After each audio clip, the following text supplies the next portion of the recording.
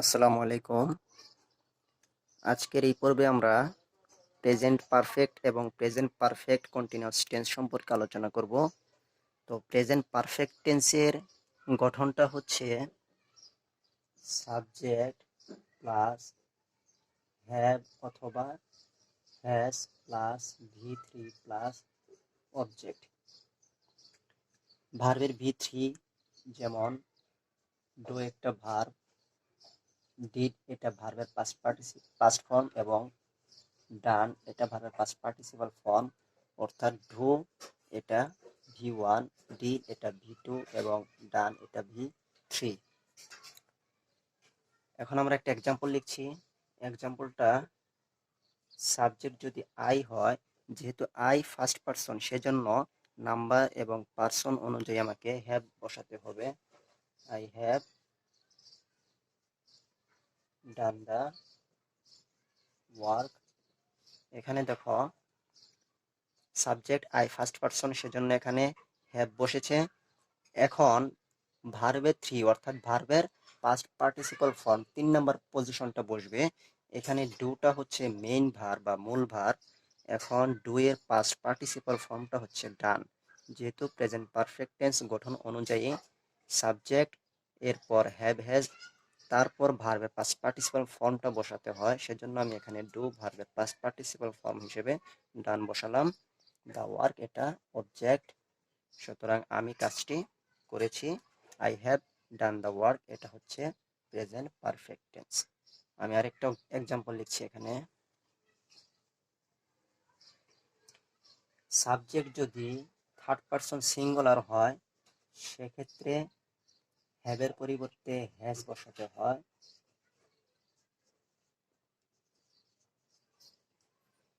He has done the work. এখানে দেখো subject হি শব্দটা থার্ড পারসন সিঙ্গুলার নাম্বার, যেহেতু হি থার্ড পারসন সিঙ্গুলার সেজন্য আমি এখানে হ্যাভের পরিবর্তে হ্যাজ নিয়েছি। তো হি হ্যাজ প্লাস ডু ভার্বের past participle form done object হিসেবে দা ওয়ার্ক লিখেছি। He has done the work. আমি আরেকটা এক্সাম্পল লিখছি। এখানে দেখো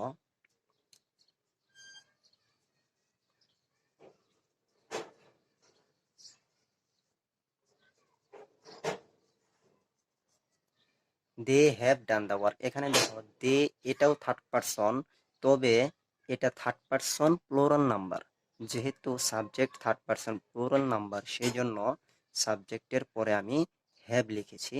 অর্থাৎ কেবলমাত্র সাবজেক্ট যদি থার্ড পারসন সিঙ্গুলার নাম্বার হয় সেক্ষেত্রে হ্যাভের পরিবর্তে হ্যাজ লিখতে হয়, আর বাকি সবগুলো একই নিয়মে করতে হয়।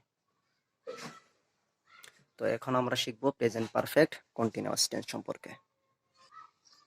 প্রেজেন্ট পারফেক্ট কন্টিনিউয়াস টেন্সে গঠনটা আমি লিখে দিচ্ছি। সাবজেক্ট প্লাস হ্যাভ বিন অথবা has been plus verb plus ING plus object plus for অথবা সিন্স প্লাস এক্সটেনশন। এখন প্রেজেন্ট পারফেক্ট কন্টিনিউয়াস টেন্সের গঠন অনুযায়ী আমি একটা এক্সাম্পল লিখছি। এক্সাম্পলটা দেখো। এক্সাম্পলটা হচ্ছে I have been reading a বুক। এখন দেখো I have been reading a বুক অর্থাৎ আমি একটি বই পড়ছি। প্রেজেন্ট পারফেক্ট কন্টিনিউয়াস টেন্সের ক্ষেত্রে আমি এখানে ফর অথবা সিন্স অতিরিক্ত দুটো শব্দ যুক্ত করেছি। ফর অথবা সিন্স তুমি কোথায় লিখবে? তুমি কতক্ষণ যাবত বইটি পড়ছো অথবা কোনো কাজ তুমি কতক্ষণ সময় যাবত করছো সেটা উল্লেখ করার জন্য তোমাকে ফর ব্যবহার করতে হবে।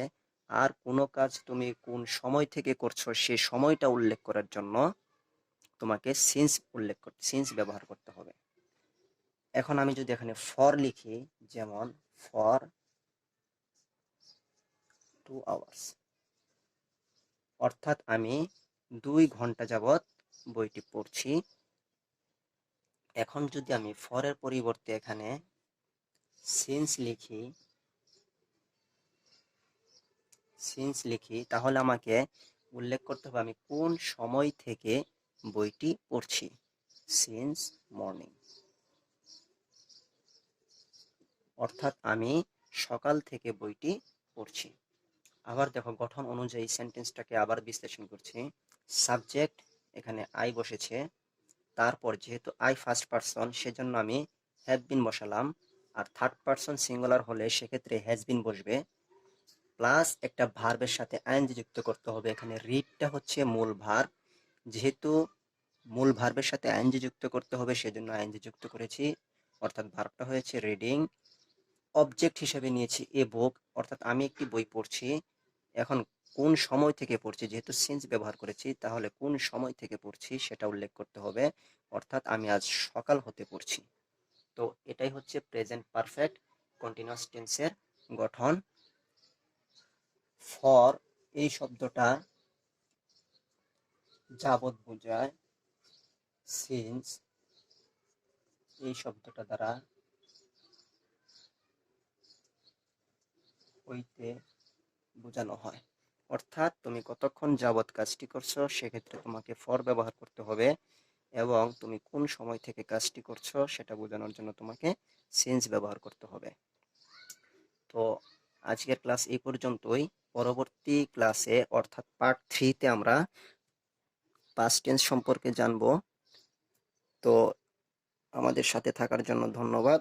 আগামী ক্লাসগুলো অবশ্যই তোমরা ফলো করবে, সেই কামনায় সবাইকে ধন্যবাদ জানিয়ে শেষ করছি। খুদা হাফেজ।